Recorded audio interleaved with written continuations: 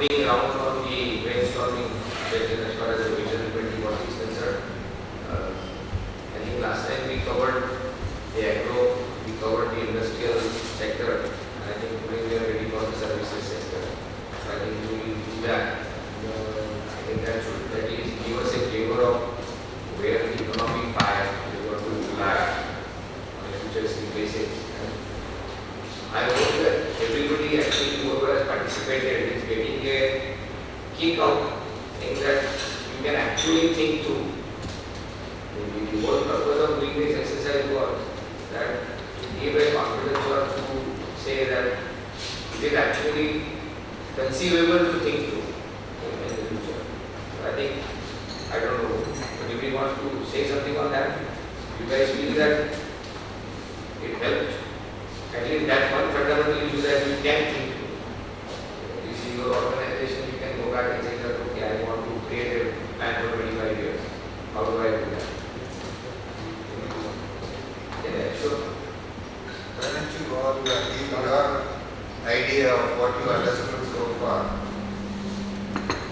Well, I think I totally agree with what you just said. It's definitely helped us to think bigger because I think for a lot of us, or at least for me, my vision was limited to 5 and 10-year plans. I think what has actually happened in the last 2 sessions is that it's just opened our mind, and it's like we've actually practiced to think bigger. Like we don't want to think to grow from 1 to 3 or from 10 to 15. Like it's to grow from 10 to 1,000.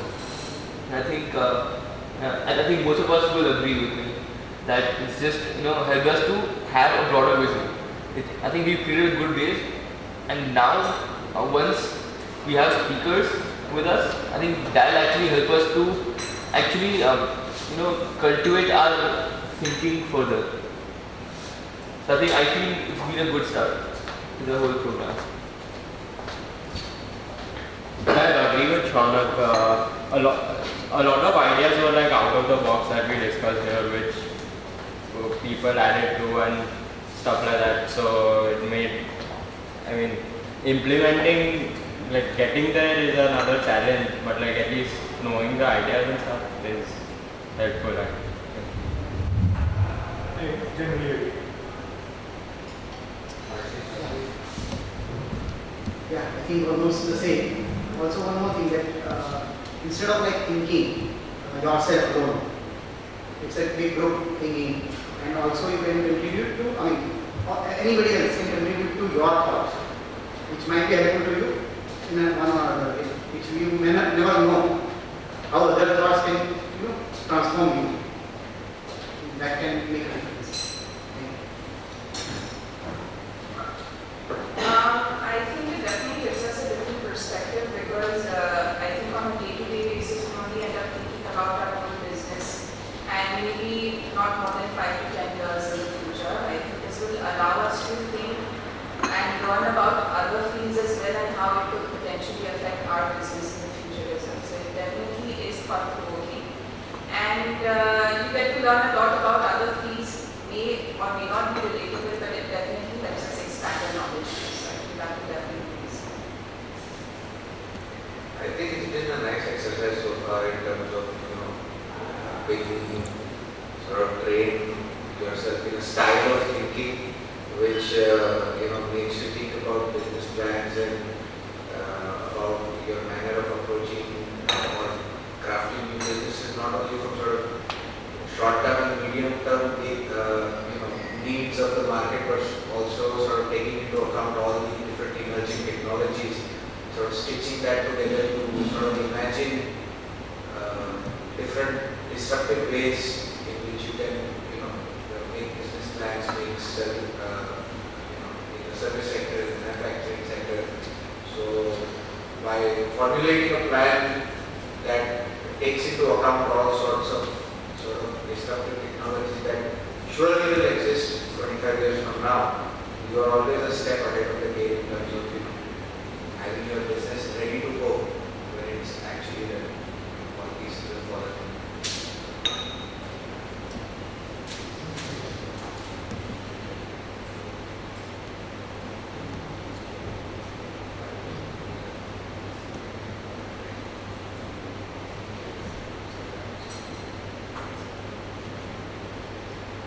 one of the I think theme we can pick up today, which I think could be very relevant. Manufacturing, as I see it, in the next, let's say, 25 years, will be limited to very few entities, because it is a very complex sort of an enterprise to run. You know, right from innovation to building a prototype to doing a test marketing to building plants to bringing it to production to doing the financing to the regulatory work to marketing and then making money out of that and start all over again. What I feel is that in the next 25 years, with software capability, with AI coming in, services and its integration in manufacturing, I think is going to be the name of the game. So if you really project forward, since we are going to talk on services, I think we should think from a perspective that how this integration of services and manufacturing is going to happen. Because if you look at again 25 years from now, people are going to be interested in solutions and not in products. So I think the entire solution, if it is coming from one place, one, there is a quality assurance, one, there is an accountability, and the customer only has a very simplified interface that he wants this, whatever happens at the back end.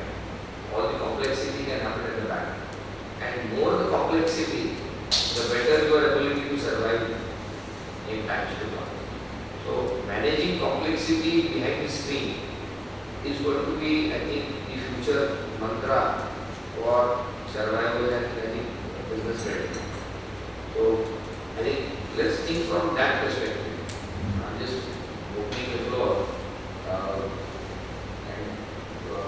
What I would suggest is, since Madhubhai is here, he is a man who has worked on computers, software, telecom, and these are the services sectors which will have a direct impact on most of the services. So maybe he can give his opening remarks and then we can open up the floor. So not prepared for that. But just if you want to give your personal view. You already created a framework. Okay, fine. So let me start with maybe let's look at the now any services sector. So let's start from the hospitality. That's going to be a very big industry. People will end up in travel. So we can do a travel, hospitality, restaurant, then we can get into the IT services, then construction services, and then keep on going to farm services, keep on going in that direction. You know, maybe let's start with where the businesses are likely to be important. Where are the disruptions which are going to be caused?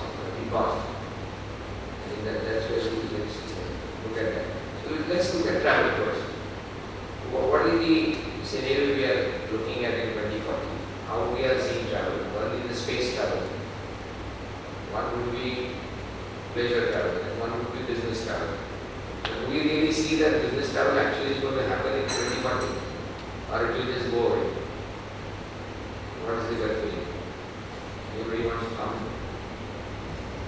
I don't think business travel will go down because at the end of the day, person-to-person contact definitely makes a big difference versus it's just two people in the street trying to interact with each other.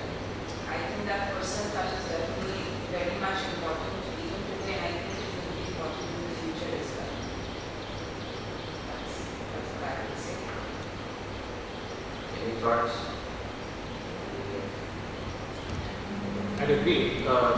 I think the first point of contact, being a human, is generally a better connection that you can develop rather than it being through an interface.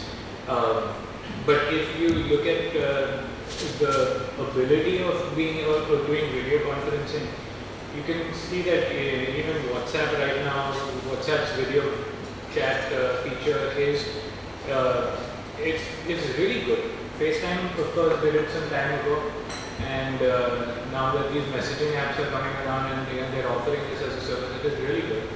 we will definitely see greater bandwidth and greater data transfer speeds. So we will see the quality of that interaction going up.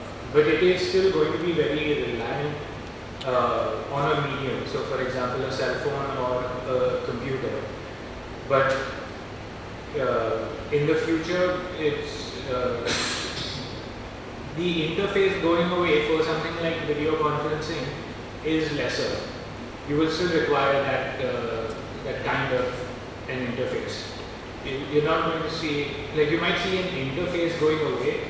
You might just be able to tell your phone that I want to video call someone in the US, and it might do it, but you still have to have the screen to be able to see the person. You still have to have a camera to be able to identify, to capture that person. You still have your basic antennas that are required to transfer the data. But of course, all of those will see incremental improvements. That's just from the hardware perspective. The software perspective, until someone cracks holograms, I don't think we're going to see that aspect changing. We saw 3D TVs come and go in almost a couple of years. They were, a good technological advancement, but they were failed. As an adoption, it was a failed experiment. I think my gut feeling would be, I think business travel might just increase because traveling will get easier and faster. So it'll be, and cheaper. So it'll be, it could be used more frequently to just go from places to places. I agree with that because as we know, the world is getting smaller and smaller, and every business will want to get global.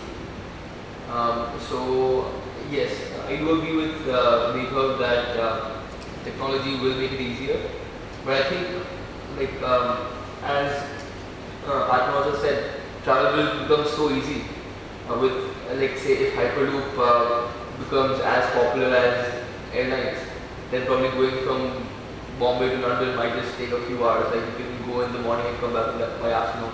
It could be possible. So Bombay to Delhi 18 minutes. They actually published that. They're trying. 80 minutes. 80 minutes Bombay to Delhi. I have slightly different take on this. Obviously, the human touch out of sort of creating a business relationship is never going to go away because the formal signing of agreements and so on and so forth, I think is always going to happen in person to person sitting, as well as going to dinner with your client or your business associate and so forth. Also tells you a lot about that person than simply business communication. So I don't think that aspect of it also is going to go away. So it's going to require business travel. But I don't think business travel is really going to be a major part of business going forward. And I'll tell you why. I do agree that the video conferencing, communication, things of that sort, they still have a very sort of non-human touch to it. But if you go back to how Narendra Modi campaigned during the election with the holograms, if you can imagine, say 25 years down the line, we are all actually sitting in our own offices. In fact, the problem we are facing today, where a lot of people haven't showed up in person, you can imagine them actually sitting in these seats as holograms and actually being able to sort of visualize or get the feeling that we are all sitting at this table talking to each other. That now brings suddenly, that sort of human aspect to the whole communication, which I think will still happen digitally. So you don't need to have. So I think technologies like these will become cheaper, and I think business travel will become really a fraction of what it is today for majority of places. So hologram seems to be the favorite this thing. But tell me one thing, what I have seen and read is holography now is being talked about in terms of even storing the memory and storing the data. I think there was a huge amount of work in Colorado. I read about a company which had sort of started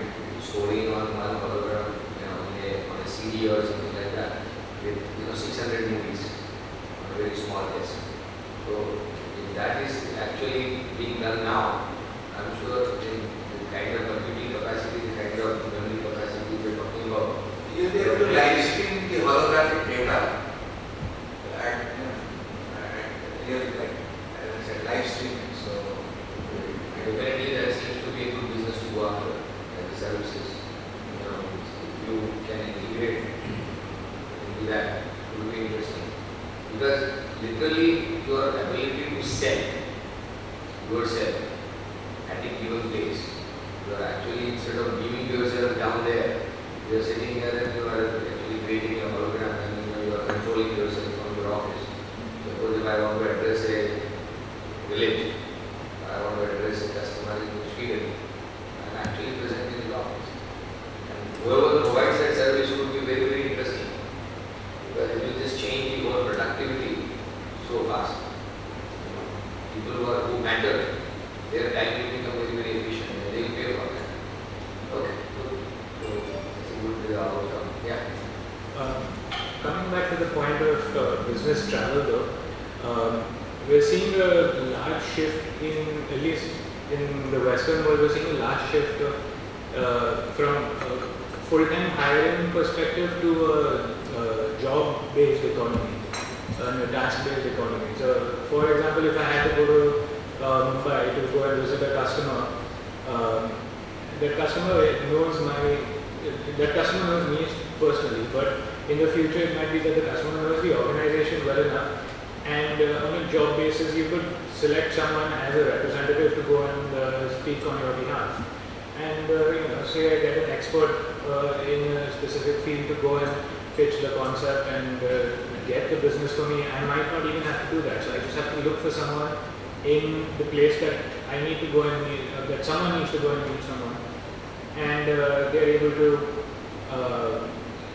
to essentially get the business for you, also improve their credibility on being a subject matter expert. The potential of that is also there, and in a very disruptive manner, it could impact hiring at an organization. What you're saying is people will be hired by per hour rate, depending on their expertise rather than their alliance to a given company. That would be really difficult. I'm not sure that you may want to be wanting to tell you all the secrets and all the knowledge to somebody outsider who is not really is aligned with you. Just so you might not want to disclose a lot, but you might not want to disclose a lot to your customer either. So I believe that whatever you might want to tell your customer could be the amount that you're willing to disclose to any other, say, call them consultant, for lack of a better word. But if you're looking at least in the software space, if it's graphic designers, if it is specific developers, very high, of a very niche tag, you might not need them full time. You don't even have something for them to do after the job is done. So they're being hired on a very specific task-oriented work. They're being hired on a per hour or per day basis, and they also have the flexibility of being able to work with multiple people, work on multiple projects. So there is, whether it, from a traditional business perspective it makes sense or not, it is definitely a trend that we are seeing. At least most of my friends in the States are, since 6 years of graduation, most of my friends who I've been in touch with in the States have done at least a year of freelance working or job-based economy kind of model, and it's worked for them. In the travel area, any disruptive services you can think of what might happen in 2040? One definitely is space travel, one would be the travel cost is going to go down, another is the hyperloop kind of a thing they're saying. Autonomous cars will come, people can just sleep and go and travel overnight to Delhi. They can just go and sleep in their own cars and if they want it there in Delhi. It could be a lot of disruptive things can happen. So would the model of railways and airlines and